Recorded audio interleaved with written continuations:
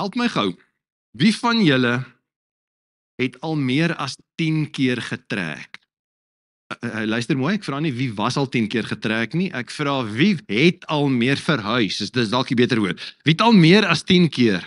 Kan ons bid vir julle? Joef, julle het stikkende meubels en baie adresse. Hoeveel van julle aan die ander kant bly nog steeds waar julle bly? Nog al die tyd selfe plek. Daar's ook van julle. Interessant hoe die lewe verander, né? En hoe 'n ou uiteindelik elkeen 'n unieke lewensstorie het rondom die adres of adresse wat jy al gehad het. Wel op hierdie stadium, behalwe as jy nou kuier in Standerton en vandag hier is as 'n besoeker, jy is tans in Standerton. Dis jou waypoint. Die mooi Afrikaanse woord vir 'n waypoint is 'n plekspykertjie. Maar moet dit nie omruil nie, okay? Dis nou 100-jarige vieringe van Afrikaans, dis groot stories in ons land en almal 4 nuwe terme en so. Ek is nie heeltemal seker of die term so goed gaan doen nie, maar hoe dit ook al sê, hierdie is jou adres. Hoe voel jy oor die plek waar ons bly? Jy nou dink aan hierdie plek, Standerton. Wat gebeur in jou hart as jy kyk na ons omgewing? Ons het nie heeltemal die belewenis as jy die dorp inkom nie, baie plattelandse dorpies so van as jy oor 'n bult ver kom, as sien jy al 'n kerktoring uitsteek, dan weet jy daar's nou daai dorpie. Maar veral in die aand as jy hiernatoe ry, baie keer is dit effens mistig of bewolk is, dan weet jy al, so hier's 'n hele klomp kilometer uit wat jy al ons dorp se liggies sien. Is daar iets in jou hart wat wakker word om, jippie, die huis is naby? Of is dit, so weer terug in Standerton? Daar is slegs 2 rekords in die Bybel waar Jesus gehuil het. Die een was by Lazarus se dood, by sy graf, want die dood van mense raak hom. Die ander interessante een was toe hy na Jerusalem gekyk het en die toestand van mense raak hom.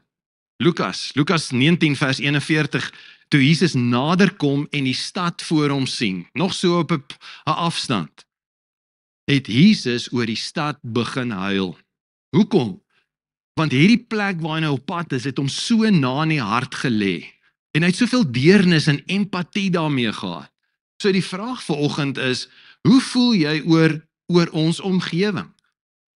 Interessant genoeg, daar's 'n vreemde obsessie wêreldwyd, dat mense nogal graag baie meer trots wil wees oor hulle, die plek waar hulle bly, en in dieselfde asem wil hulle die plek ontwikkel, en of dit 'n klein plekkie of 'n stad is, maak nie saak nie, maar mense wil seker maak, dis netjies en is mooi en is aanloklik, en nie noodwendig altyd toeriste vriendelik nie, want nie alle plekke is toeriste attraksies nie, maar dit het nou al deurgespoel na Suid-Afrika toe. Daar's 'n TV-reeks op die oomblik en ek dink die volgende reeks is op pad van Lottoland help 'n dorp, en die inspirerende stories, ek dink die naaste een aan ons was nou by Vrede gewees, en daar was 'n finansiële inspuiting gewees, klomp inisiatiewe van die gemeenskap, en gewoonlik wat hulle nou sien in die veral kleiner dorpies is, dat mense nie net met die bietjie geld wat hulle ontvang vir die projek nie, maar dat nog mense aan boord kom en sê, maar kom ons maak die asgate reg, of kom ons maak sportgronde skoon, of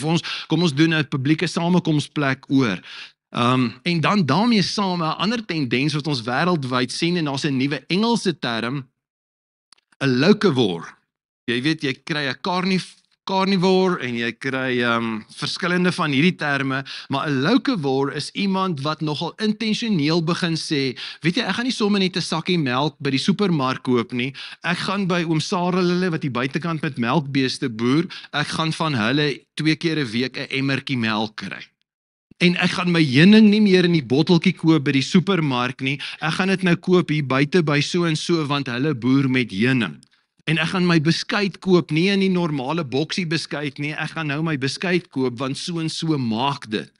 En die term wat al meer gebruik word is artisan products, want dis kunstig en kundig gemaak. In plaas daarvan om met 'n gewone koekie seep te koop ek hierdie seep wat gemaak is, en daai persoon maak hierdie wonderlike velroom, en uiteindelik kom jy agter, dit word gemaak deur 'n spesifieke persoon, daar's 'n gesig en 'n naam daar agter, en daar's 'n spesifieke kwaliteit. En wêreldwyd kom hulle agter dat mense raak bietjie uitgekeier vir die massaproduksie en die groot etikette en die onpersoonlike kontak en die oppervlakkigheid en die kits en dikwels ook die kitsch. Mense het 'n behoefte aan persoonlike kontak en kwaliteit en diepte en egtheid. Mense wil al meer die storie hoor agter die produk, weet waar kom die vleis vandaan. Hulle wil die persoon agter die produk ken, hulle wil die boer agter die produk ken, en dit begin ook deursyfer na ons kultuur.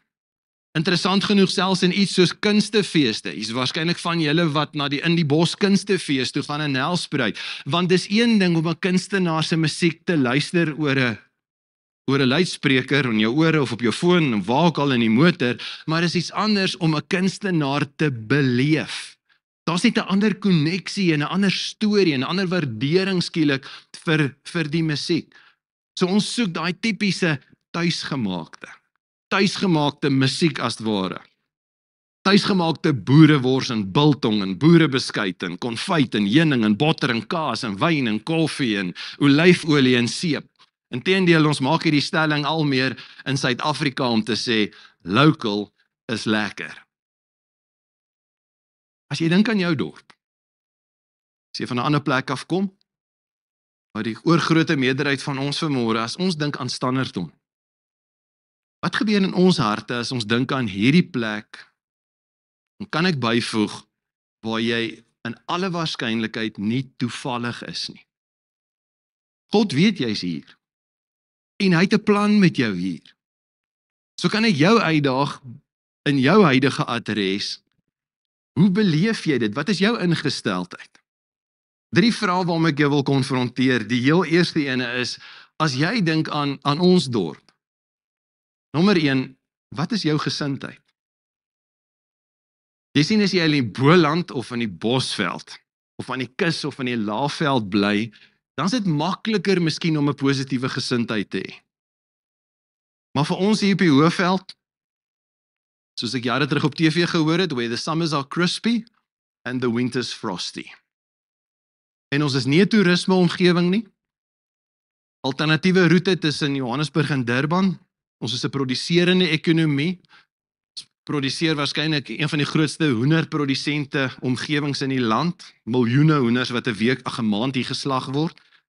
Grootste veilingkrale setup in Suid-Afrika. Geweldig groot met gesaaides, en dan verskaf ons elektrisiteit, so die res van die land wat hier deurry het groot hulle monde uit te spoel oor die toestand van ons paaie, maar hulle hou nie in gedagte hoeveel steenkool word aangery om die land se krag in die gang te hou. En ons paaie betaal die prys daarvoor, en jy betaal die prys dikwels om bande te moet vervang as gevolg van uitgeryde en vrot paaie. Dikwels baie van ons, jou favorite anti in Standerton is of antibiotika of antihistamiin. En jy is sommer kronies op antihistamiin. Hoekom? As gevolg van die vuil lug. En dan in die winters, ons kan nie net die deur toemaak en is lekker nie, dit kos jou geld, en dis mense wat swaar kry en wat siek word, want hulle het nie die geld vir elektriese rekening of vir gas of vir 'n koolstoof of antrasiet of hout nie. So ons omgewing in die winters, dink ek, kon 'n beter bekoring gehad het, en ek moet bieg, ek het geleer om lief te word vir ons winterlandskap, en dit het letterlik 'n bekoring van sy eie, maar moet asseblief net die omgewing afbrand nie. Hemel, swart was nog nooit my favorite kleur nie. Veral nie in die natuur nie. So wat is jou gesindheid? As jy terugkom na hierdie omgewing toe, en jy was nou dalk te lank blootgestel aan die kus, of aan die Boland, of aan die Bosveld. Is dit frustrasie en irritasie en ondankbaarheid en onvergenoegdheid en negativiteit en pessimisme? Feite is, ons is hier. Hierdie is ons adres. En solank ons hier is, het elkeen van ons 'n keuse, en ons het nie 'n keuse oor die paaie en oor die lugtoestand en oor die temperatuur, maar ons het 'n keuse oor ons gesindheid. Al is die mense in ons omgewing, al lyk die omgewing, daar's 'n keuse. Daar was 'n era wat 'n mens nogal in Suid-Afrika baie bumper stickers gekry het. En 'n bumper sticker wat jy nogal, en ek het dit nou die dag weer toevallig op 'n horing ou Cressida gesien. 'n Een wat sê I love Durban. En ek besef net, waar is die daar? Want ek dink nie meer I love Durban. Durban het ook nou al 'n bietjie verander. Die eintlike sticker is I love Cape Town. En almal sê amen. So in die Kaap kry jy dit nogal baie. I love Cape Town. Hoe's ons gesindheid? Jy sien so 'n sticker en jy sien iemand wat van 'n ander plek afkom en lucky you. Wat van 'n gesindheid wat sê I love Standerton? Wat van 'n Afrikaanse sticker wat sou sê dol oor my dorp? Jesus se gesindheid ten spyte van 'n horrible oorheersende regering. Plaaslike bestuur in sy tyd wat korrup was. Geestelike leiers wat basies immoreel was. Mense wat losbandig gelewe het. Hy kyk na sy stad met 'n besorgdheid en dit roer hom so uit, so deernis en 'n empatie met die omgewing waar hy homself bevind. Lukas 13 vind ons nog 'n refleksie daarvan waar Jesus sê, Jerusalem, Jerusalem, jy wat die profete doodmaak en die boodskappers stenig wat na jou toe gestuur is, hoor Jesus se gesindheid, as ek net hier kan wegkom, nee. Hoe dikwels wou ek jou kinders bymekaar maak soos 'n hen haar kuikens onder haar vlerke. Ek wou julle so graag naby my kry, ek wil julle so graag vertroos en versterk. Ek wou so graag vir julle sê, daar's hoop, daar's 'n beter toekoms wat wag. Maar wat is julle gesindheid? Want julle wou nie. Jy sien, Jesus kies 'n gesindheid teenoor 'n omgewing en teenoor mense wat dit nie verdien nie. Liefde en omgee en deernis is altyd 'n gesindheidskeuse en dit kan ons dikwels nogal kos. 'n Paar weke later het hulle Jesus gekruisig en maar in die proses sy gesindheid was, hy wil homself gee vir die stikkende toestand van 'n stad. So wat is jou gesindheid oor ons dorp? Kan ek die Here vertrou dat hy iets in jou hart gaan doen om te sê, wel, hierdie is my adres, ek het 'n keuse oor my gesindheid en ek kies om van die plek te begin hou. Ek kom van die Boland af. Ek het altyd in my geestesoog gesien as ek daai Psalm bid wat sê ek slaan my oë op na die berge, dan sien ek hierdie groot Bolandse berge. En ek moet bieg, elke keer as ek in die Kaap kom, lyk die berge vir my nog groter. Weet, die res van die goed in 'n ou se lewe, daai huis waar jy groot geword het of jou graad 1 klaskamer, as jy nou weer daar kom, alles lyk nou so klein. Maar as jy in die Kaap kom, die berge lyk al groter. So my verstaan van ek slaan my oë op na die berge was, wow, hulle is regtig massief. En toe ek in die Transvaal kom, toe besef ek net, jy kan nie daai gebed hier bid nie. Dis die berge nie. Ek bedoel, daai gebed het verval. Ek wil my doodlag toe iemand vir my verduidelik, hulle boer hier agter die berg. Waar is die berg? Standerskop. En ek weet daar's van ons wat sê, jy love it hier, maar jy is die uitsondering. Ek dink is baie van ons wat so geïrriteerd is nog net soveel maande of soveel jare, dan kan ek aftree, dan kan ons skuif, ek wil net hier wegkom. Wat daarvan is, as ek vir jou uitdaging het om te sê, dat God jou hart wil aanraak met 'n deernis vir hierdie plek, wil jy nie jou gesindheid begin verander nie. En as jy dalk vandag sê, ja, maar ek kan nie, ek is net te veel uitgekeier. Die Heilige Gees kom woon in jou. En hy maak 'n verskil van binne af, maar hy wil ook onvaardig word oor jou. En Jesus maak hierdie stelling, een van sy laaste beloftes in Handelinge 1 vers 8. Hy sê, julle sal, en dan gebruik hy baie interessante term, krag ontvang, wanneer die Heilige Gees oor julle kom. En ons het nou in Pinkster, het ons nou 'n paar interessante woord gehad, gaan luister dit gerus weer op ons YouTube kanaal. Maar daar's 'n ander ek kan vermoë wat loskom, wanneer jy toelaat dat die Heilige Gees oor jou kom, en hy maak van jou 'n ambassadeur en 'n getuie in die plek waar jy jou geplaas het in jou Jerusalem. Hierdie omgewing vir elkeen van ons is nie die uithoeke van die wêreld nie, dis ons Jerusalem. En hy kan vir ons 'n krag gee om hier 'n dinamiese kontakpunt vir sy koninkryk te wees, want hy het jou unieke persoonlikheid, jou talente, jou storie, jou ervaring het hy nodig om 'n verskil in hierdie dorp te maak. En wanneer die Heilige Gees oor jou kom en wanneer die Heilige Gees in jou aktief is, dan is deel van die vrug van die Heilige Gees, en help my gou, die vrug van die Heilige Gees begin sommer nommer 1 met liefde. Ek was die hele week betrokke by die opleiding van 43, 44 gemeenskapsleiers, hoofsaaklik 'n klomp kleerlinge daar van die Bo-Piketberg omgewing in die Kaap, en dit was my amazing om tyd met hulle te spandeer, en te sien hoe dat die Here oor hierdie afgelope week hulle harte verander terwyl ons saam was, en God iets in hulle laat ontwaak om te sê, as ons teruggaan in daai vrugtebedryf area wat ons is, en ons word gebombardeer deur alkoholmisbruik en dwelmverslawing en gebroke huwelike en immoraliteit, en God kom stort 'n liefde in hulle harte uit, dat hulle nie kan wag om terug te gaan nie, want skielik verstaan hulle, as die Heilige Gees oor jou kom, word jy 'n getuie om 'n verskil te maak in jou leefwêreld. Pastor Sizwe was saam met my, en toe ons Vrydagmiddag hier so op die R23 terugkom, en ons kom so oor 'n bultjie daar net by Eike boerdery, en dan begin jy die rooi koppe in die dorp sien, en Sizwe maak spontaan, hy weet nie eers wat die Here op my hart lê vir die naweek nie, hy maak spontaan hy gee so 'n sug en hy sê, "Oh, I love this place." En ek besef skielik in my eie hart, dis huis. Kom uit die Bosveld uit. Sy ry op die N1 agter 'n cruiser wat sê, ek's op pad terug stad toe, maar my hart is in die Bosveld. Tog, dis nog al 'n stiker van my bakkie. Totdat ek oor die bult kom en besef, dis die plek waar die Here my wil hê. Dis waar ek 'n verskil kan maak, dis waar ek sensitief moet wees vir sy leiding. So lyk jou gesindheid. Tweedens, as jy dink aan ons dorp, hoe lyk jou geloof? Wat glo jy?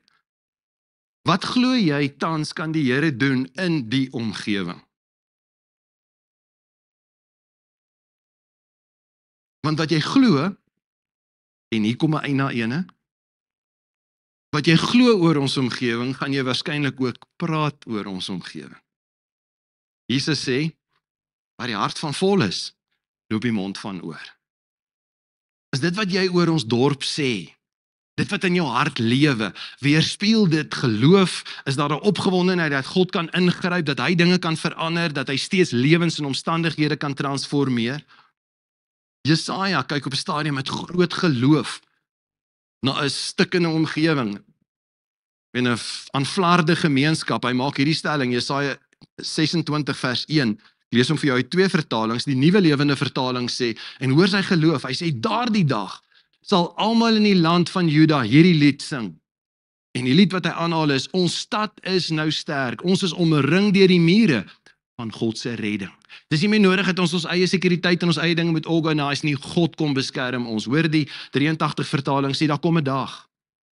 Is daar in jou en my hart 'n gesindheid en 'n geloof om te kom sê, daar kom 'n dag, wanneer hierdie lied in Standerton gesing sal word, ons het 'n sterk dorp, God beskerm ons met mure, met 'n vesting.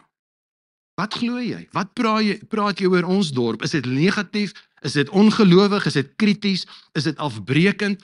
Of is daar 'n positiewe verwagting en 'n optimisme oor die vermoë van ons God en die feit dat hy spesialiseer daarin om lewe te bring in 'n vallei van doodsbeendere? Derdens, as jy dink aan Standerton of aan jou dorp, wat is jou gebed? Want jy sien, as jy 'n kritiese gesindheid koester en daar's ongeloof in jou hart, is die kans baie groot dat jy ook nie eens vir jou omgewing gaan bid nie. Maar as ons kies om die plek waar ons tans is lief te hê en te begin verklaar God kan, en in afhanklikheid te bid vir ons dorp en ons omgewing, hoor wat beloof die woord. 'n baie bekende gedeelte, ons ken hom, ons vergeet dat dit geld ook vir ons gemeenskap in die dag waarin ons lewe. 2 Kronieke 7 vers 14. As my volk, as my mense, oor wie my naam uitgeroep is, hulle verootmoedig en bid en my aangesig soek en hulle bekeer van hulle verkeerde weë. Hoor, as ons gebed in hierdie gesindheid begin voete kry, hoor God se belofte, dan sal ek uit die hemel hoor. En ek sal hulle sonde vergewe. En ek sal selfs hulle land genees. Prakties, fisies, op grondvlak. Ek is nogal benoud dat die Here egter van ons kan sê oor ons dorp. Jesegiel 22:30.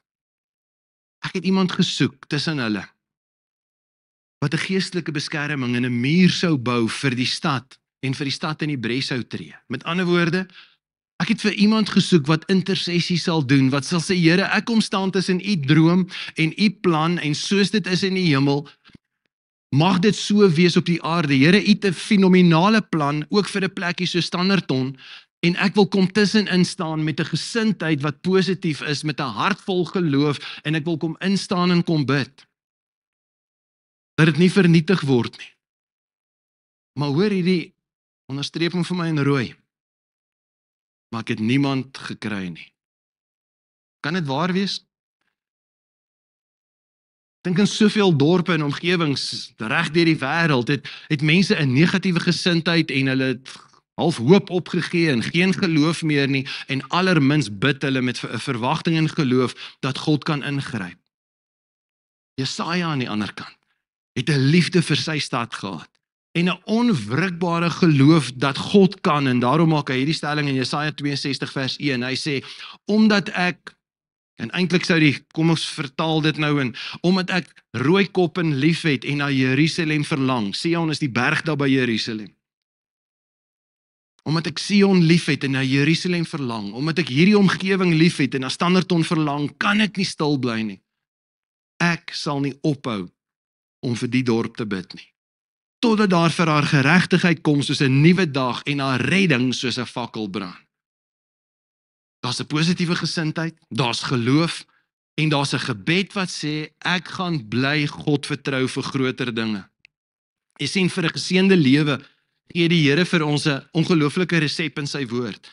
En een van daai onmisbare bestanddele, Jesaja 29 vers 7, hy sê bevorder die belange van die stad. Bid tot my vir daardie stad, want sy belange is julle belange. Hoe meer ek en jy positief is oor hierdie dorp, in geloof uitsprake maak oor hierdie dorp en bid vir ons dorp, hoe beter is jou eiendomse waarde? Hoe beter is die toestand van jou kinders se skool? Hoe meer produkte is op winkelrakke beskikbaar? Hoe groter positiewe verhouding is daar in die samelewing? Hoe beter is die sekuriteit? Kan ek en jy net weer vanmôre 'n keuse maak om te sê, Here, ek wil begin bid vir my omgewing met 'n nuwe ywer en 'n nuwe verwagting en 'n nuwe positiwiteit, want u het u liefde vir my vir hierdie plek in die hart uitgestort en ek kom met 'n verwagting na u toe. U kan die onmoontlike moontlik maak. Mense het op 'n stadium hulle neuse opgetrek en gesê, kan daar ooit iets goeds uit Nasaret kom? Ek dink mense het al vir jou gevra, waarvan kom jy? En dan sê jy Standerton en so. Hoe ruik dit? Hoe lyk dit? Waar's dit? Kan ons 'n houding begin openbaar om te sê, watch this space. Dit is nou amper 3 dekades in Standerton.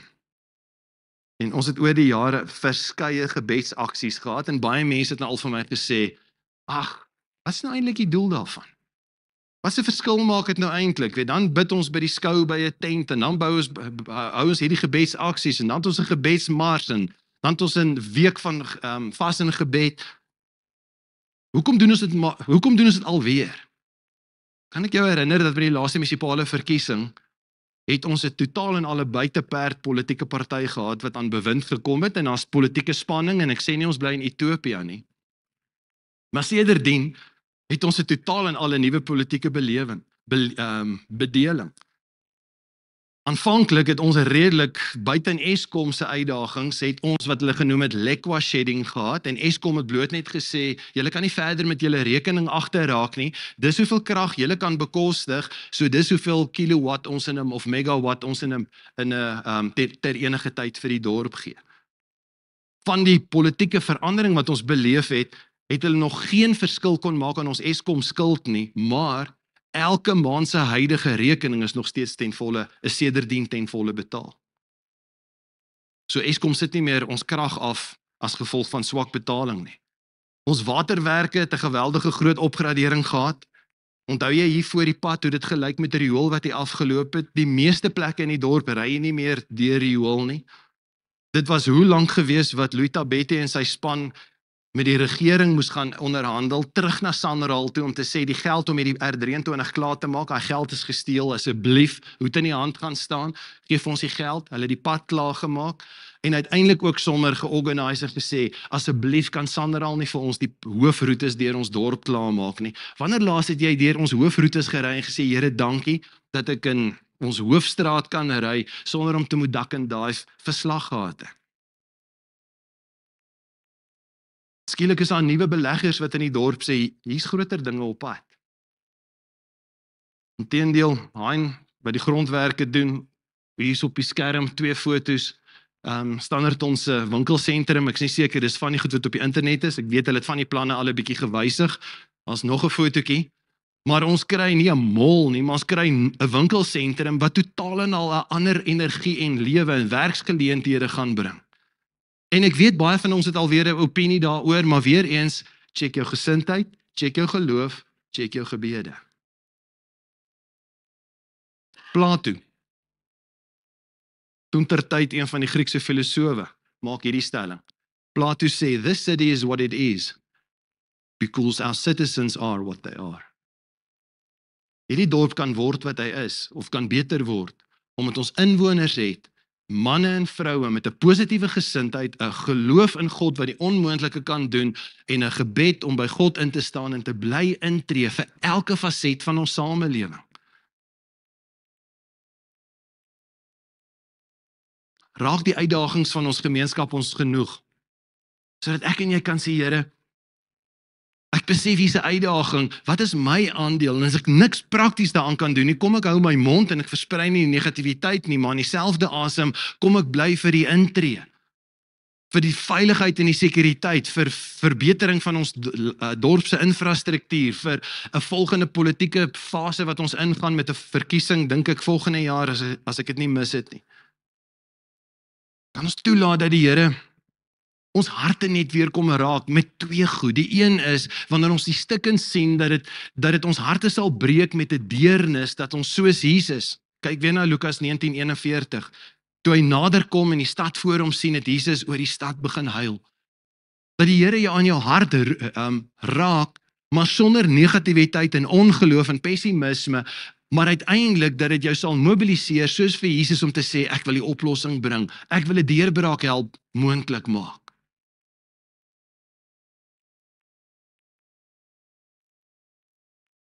Of is ons geloofsoë blind? Vers 42. En gesê, as jy tog maar geweet het, ja, ook in hierdie dag van jou, die dinge wat tot jou vrede dien, maar nou is julle oë bedek. Kan die Here vanmôre die skille van ons oë kom afhaal, en ons na ons dorpie kyk met 'n ander liefde, en wanneer jy hier uitry, dan sal jy sê, is nou weer terug. Baie van die mense wat ek al oor die jare leer ken het getrek, en dan kom hulle terug, en dan sê hulle, ja, nee, as jy eers mos van die Vaalrivier se water gedrink het. Hoeveel van ons kinders wat tog net matriek wil skryf en nie wil uit, en as jy weer sien 'n paar jaar later, dan is hulle terug. Mag ons begin fokus op die dinge wat tot ons vrede dien. En Jesus waarsku, as ons negatief is, dat dit 'n gemeenskap baie duur te staan kan kom, vers 44. Einde van vers 44, en hy sê wat die negatiewe goeders is, en aan die einde van vers 44 sê hy, omdat jy die gunstige tyd, toe God jou besoek het, nie opgemerk het nie. Ons het soveel geleenthede wat God besig is om oor ons pad te bring, wat daarvan dat ons kies, om ons eie harte uit te sorteer, daarmee saam, om as 'n gemeenskap hande te vat, en God te vertrou, dat ons saam kan werk om hierdie gemeenskap te sien draai, en 'n enorme getuienis te kan word, vir God se koninkryk en vir sy saak. En as jy vanoggend hier sit en jy sê, maar ek kan nie, ek is seker nie, is nie my styl nie, is nie my ding nie, hierdie is op die oomblik jou adres, en totdat God jou skuif, is hierdie die plek waar jy jou lig laat skyn, En as jy jouself, weer Handelinge 1 vers 8, as jy jouself oopstel vir hierdie belofte van God, wanneer hy vir ons sê, maar julle sal krag ontvang, wanneer my Heilige Gees oor julle kom. En julle sal, dit sal al spontaan gebeur dat jy 'n sout en 'n soutpot is, kwaliteit na vore gaan bring, lig gaan help versprei. We're going to leave this place brighter and better. Dis wat sout en lig doen. En ons sal getuies wees. En waar begin dit? Ons kan een ding doen om te droom oor wat God eendag deur ons in Japan kan doen. Maar hy wil dit hier in ons huidige omgewing kom doen. Hy wil jou hier kom gebruik om 'n kanaal te wees van wonders en tekens en homself deur jou lewe tentoon te stel. Moet jy jouself vir hom oopstel? So is die vraag vanoggend. Wil jy nie jouself kom ondersoek en sê, Here, miskien moet ek hand opsteek vanmôre en vir u vergifnis vra. Ekskuus vir my pessimistiese, galbraak, negatiewe gesindheid rondom ons dorp. Vergewe my vir ongeloof. Here, vergewe my vir die feit dat ek biddeloos is en ek bid vir alles en almal, maar ek bid nooit vir dit wat hier aangaan in hierdie omgewing nie. Inteendeel mag ek 'n positiewe bydrae lewer op watter vlak jy ook al kies in een of twee of meer faset van ons dorp se bestaan. Dat die ekonomie en die skole en die gemeenskap sterker aan die ander kant kan uitkom en dat God op 'n unieke manier homself tentoon kan stel in 'n klein eenvoudige dorpie soos Standerton. Ons gaan afsluit met 'n lied wat sê, Here, my verlange is om U te dien. This is my desire to honor you. Kan ek saam met jou bid en wil jy nie vanmôre ook net vir die Here sê, Here, miskien is ek so selfsugtig. Miskien is ek so selfsugtig om te bid vir binne my 4 mure van my woonplekkie dat dit daar veilig is en dat dit daar gemaklik is, maar iets gekom vir meer as dit. Mag ek 'n rolspeler wees en 'n ambassadeur wees vir u heerskappy en saam met die res van ons gemeenskap hande vat om te sien dat ons 'n positiewe gemeenskap is wat 'n onverskrokke geloof in God het en as gevolg van gebed selfs die bonatuurlike sien moontlik word. En wie weet wat in 'n plekkie soos Standerton kan plaasvind. Mense ooit die stelling maak om te sê, Standerton, kan daar iets goeds uit Nasaret kom? Wel, dis waar die wêreld se redder vandaan gekom het. Kan daar iets goeds uit Standerton uitkom? Gee God se kinders in sy kerk 'n halwe kans. En die lig kan ook van hier af deurbreek. Ons buig die hoofde en dan bid ons saam. Here, dankie. Dankie vir ons unieke adres. Dankie dat u vir ons hier geplaas het. En dankie dat u ook in hierdie plek u koninkryk wil laat kom en u die agente daarvoor nodig. En dankie vir 'n skare mense vanoggend wat potensiële agente van verandering is. Draers is van lig en lewe. Kanale is van die opstandingskrag van Jesus Christus. Here, kom vergewe ons daar waar ons in 'n ongeloof en 'n pessimisme en gevolglik ook sommer die gevolge van 'n neerslagtigheid moet trotseer. Omdat ons onsself in so 'n gat van ongeloof gaan toegrawe het. Kom bring vanmôre 'n nuwe visie, geef ons nuwe perspektief. Kom raak ons harte aan dat waar ons wel die stukke sien, dat dit ons nie negatief sal maak nie, maar ons harte sal sag maak en sal breek en ons sal neig na oplossings en om uiteindelik u hand te vat en te sê, Here, wat is u oplossing in hierdie uitdagende situasie, sodat lig kan deurbreek en sout heling en verrotting kan keer en ons omgewing kan perseveer. Dankie vir elke persoon wat u in hierdie dorp geplaas het. Mag meer en meer mense nie net verbruikers en gebruikers word nie, mag meer en meer mense aandeelhouers en vennote wees in die opbou van die praktiese van dit wat u in hierdie gemeenskap wil doen. Dankie dat u koninkryk kom nie net in die geestesrealm nie. Dankie dat dit meetbaar kan wees in elke terrein van ons samelewing. En ons kom bid vir die boere wat begin om mielies te stroop en mag selfs dit 'n enorme getuienis wees na 'n rowwe seisoen. Dankie dat dit wat op die lande staan nie as gevolg van goeie boere en goeie reën is nie. Dankie dat dit as gevolg van 'n goeie God is wat op unieke maniere u self laat geld het en gebede beantwoord het, geloof geëer het en positiewe gesindhede kom beloon. Mag ons dit ook op ander vlakke in ons gemeenskap sien. En mag mense deur hierdie plek begin ry en agterkom, die geestesatmosfeer het verander, want u kinders kies om hulle te verbly in u, om te jubel in die Here ten spyte van omstandighede. Ons kies om nie in ongeloof te verval nie, en bovenal kies ons om te bly intree vir hierdie plek waarin u ons geplaas het. Mag wonders en tekens volg, en mag u uself verheerlik. Here, ons hartsverlange is om u te eer. Nie net as individue nie, nie net as 'n gemeente nie, maar ook uiteindelik as 'n gemeenskap. En mag u die eer ontvang vir die getuienisse en die vrug wat uit 'n dorpie so Standerton kan kom. Amen.